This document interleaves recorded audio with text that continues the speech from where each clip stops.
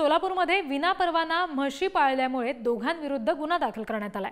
Solapur market यार्डमध्ये म्हशी पळवणं महागात पडलेलं आहे आणि म्हशींना क्रूरतेची वागणूक देऊन पळवण्यात आल्याचा आरोप केला गेलेला आहे। प्रतिनिधी अनिकेत गायकवाड यांच्याकडून अपडेट्स घेऊया। अनिकेत, काय हा सगळा नेमका प्रकार घडलाय आणि ज्यांच्यावर आरोप दाखल करण्यात आलाय त्यांच्याकडून कुठली प्रतिक्रिया याबाबत आली आहे का?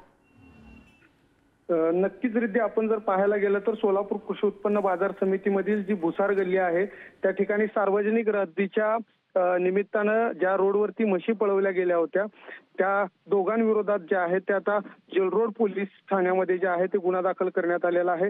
खरं तर म्हशींना क्रूरतेची वागणूक आणि ज्या पाळीव म्हशी आहेत त्यांना पळवल्याचा आरोप करत त्यांच्यावरती पोलिसांनी आता गुन्हा दाखल केलेला आहे।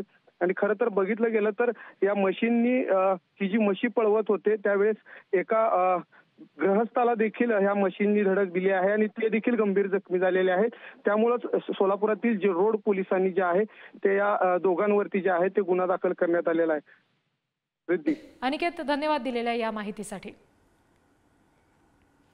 सोलापूर मार्केट यार्डामध्ये हा सगळा प्रकार घडलाय, ही दृश्य सध्या आपण बघतोय। या काही पाळीव म्हशी आहेत ज्यांना या मार्केट यार्डमध्ये अशा पद्धतीने पळवलं गेलं बाईकच्या मागे आणि त्याच्यामुळे दोघांविरोधात गुन्हा दाखल झालाय। या सगळ्या प्रकारामध्ये एक जण गंभीर जखमी सुद्धा झाल्याचं कळतंय। क्रूरतेची वागणूक या म्हशींना दिला गेल्याचा ठपका ठेवत या दोघांविरुद्ध गुन्हा दाखल करण्यात आलाय।